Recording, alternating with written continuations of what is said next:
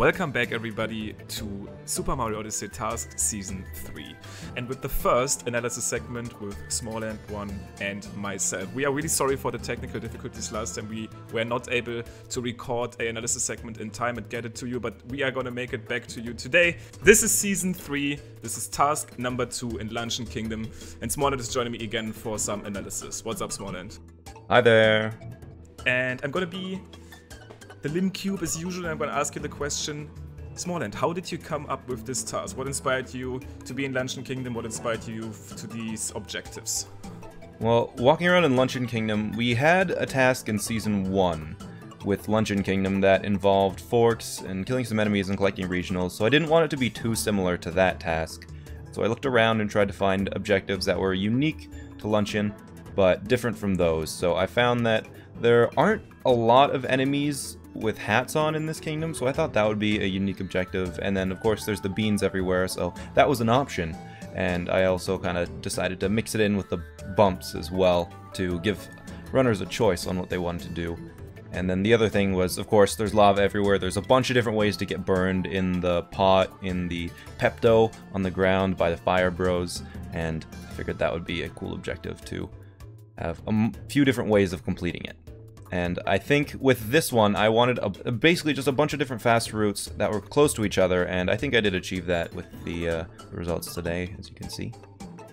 I think everybody initially panicked because they found a certain place which seemed so perfect, because it had pretty much had all of the objectives close to each other. But after going through the kingdom entirely, you notice there's actually a bunch of these places. So you might get initially shocked, oh, this has to be the route, this is perfect. But then you go to the next corner of the kingdom, wait, that seems good as well. And then you go somewhere else, wow, that actually also seems pretty good. And looking at the results, I think we got a confirmation here that there were lots of viable routes. But as always, there is 4 runs that kind of cut the corners a little bit better, throw Cappy a little bit further. And our top 4 today is gonna be on screen right now. Starting it off this time at the number 4 spot is Everett M. He has been around in tasks since basically I can remember. I think he might have also done Season 1. Definitely a contender in pretty much all of tasks and pretty respectable times from the get-go. And he's been doing well this season. Definitely someone to keep your eyes on. So getting 4th here, and let's see what he does. So, I mean, initially we see everybody in top 4 ended up doing the same route. But the advantages of this that come in here are pretty obvious. That make the route a little bit better. The objectives are very close, and I remember actually SmallAnt you saying at one point that when you do more tasks, you realize that falling down somewhere is usually pretty good for a good time. Yeah, and that's pretty evident here, where they're pretty much always moving downwards in this one. And we see Everett do things a little bit differently. We are not gonna get into the small thing that these other 3 runners are doing.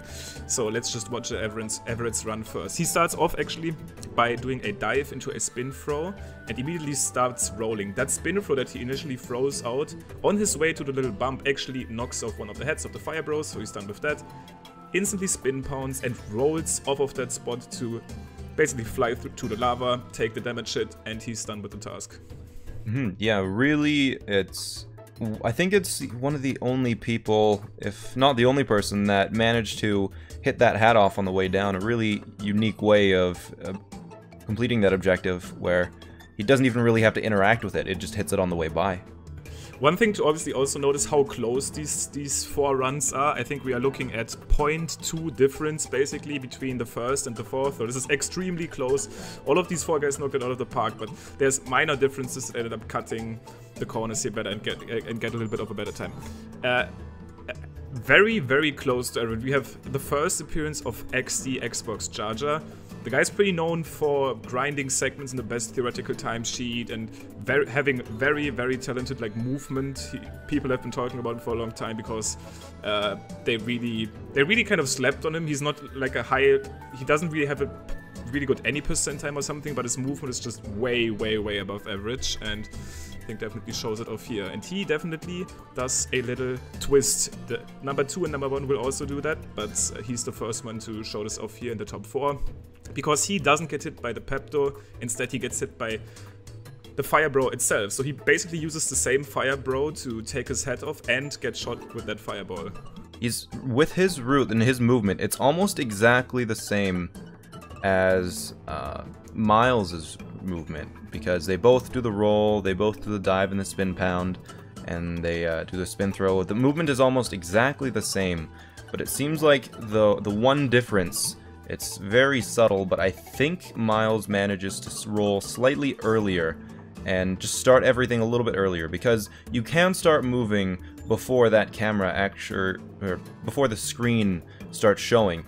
And it seems that Miles took advantage of that a little bit better and started rolling slightly earlier to get that little bit more time save over XD. And even though Xbox actually did a spin throw to take off, like a spin throw roll cancel to take the head off of the fire bro, another thing that I notice here is it seems like Miles Pro is just a little bit closer to the actual fire bro. That is true. So the fireball doesn't have to travel as much. The fireball doesn't have to travel as much, so he gets hit a little bit earlier. I didn't even notice that. Actually, Xbox hits a completely different fire bro. He hits the one that also hits him. So that's probably what it is overall, in addition to the slightly slower movement at the start. Yeah, that's one thing that I want to quickly point out before we get into the number 2 and number 1 spot. I think we mainly touched on what Miles Pro is going to be doing here as well. He obviously won Task 1, he has been doing phenomenal in Season 2 as well, and he's definitely probably one of the favorites to win the season, so this is the guy you have to look out for if you want to do well in the overall rankings. Once again, does it phenomenally. Basically does the same as Xbox, he does hit the other fire bro with a normal roll cancel. But one thing that I want to briefly touch on before we look at the top spot is that off-screen movement. I've actually seen lots of people go for a spin pound at the start, which is kind of like a trap. Usually when we warp or when we start from like another subroom or something, these spin pounds tend to be the fastest option to get moving. But when you start off of a respawn point, it's actually usually better to roll, since you get that roll off while the screen is basically still black or just fading in. That spin pound usually takes longer to start going. Yeah, that is something that I noticed. There were a few pretty notable runners that lost basically a full second because they did a spin pound after the respawn instead of just rolling, because you can't buffer that spin pound with this. You have to just start going. And I think there was like Suisaiga and Orome, both. I think they would have gotten top 4 if they had just rolled instead of done a spin pound, but they did that spin pound and lost that time, so unfortunate. But just the small bit of game knowledge that you don't experience in like full runs of the game. You don't ever respawn and know that you can actually buffer that spin pound. So just a slight bit of knowledge that people here that are a little bit more experienced with tasks have been able to recognize and avoid you doing that spin pound to lose that little bit of time.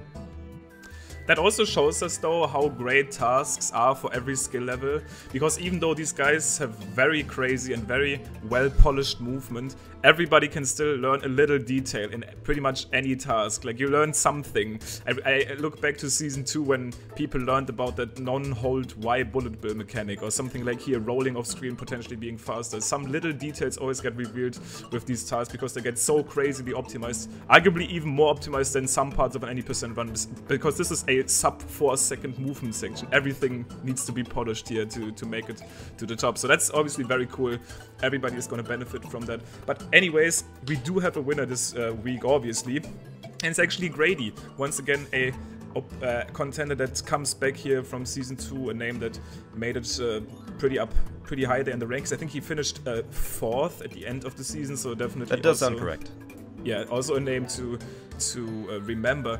And the difference that I mainly see that probably ended up winning him this task is a very slight one as well, potentially something that people can easily miss as well. But number 2 and number 3, I'm not sure about Everett actually. I don't think he does it because he just let's look at Everett real quick. Yo, he does it as well, doing a single jump instead of a dive jump. That dive, even though it looks fast and you can kind of buffer it, you have to think how the dive mechanic works. A dive in this game works off of Mario ground pounding in the air and then changing the animation from a ground pound to a dive. So even though you almost can't see it. It kind of takes away the momentum you have, and it's visible if you look at Miles' run and Xbox's run.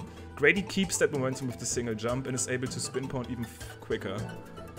Yeah, absolutely. Yeah, you can see just for a fraction of a second, and that's all it took here, is he just stops there for just the tiniest amount while he's doing the start of the dive animation, whereas with Grady, keeps moving forwards towards his objective and gets there just ever so slightly faster. Yeah. Super small differences. I think this is... I don't want to lean out of the wind here, but this might be the shortest task yet in all tasks, which still ended up being an amazing task with huge routing variety. But if I look back, I can't remember a task that had faster top results. So in this one, obviously something... The difference between a dive and a jump will seal the deal, and it's crazy to see. But Grady figuring it out, taking the first spot, and deserved in my opinion. Very clean looking run. Very good. And with that being said, we are done with looking at top 4. Amazing week, amazing task, but this is only task number 2. We have the full season pretty much ahead of us. I think we had a lot of new participants in this one. I'm hopeful there's a lot more to come, and I personally cannot wait to learn all about task number 3. Task number 3 is in Sand Kingdom and looks like this.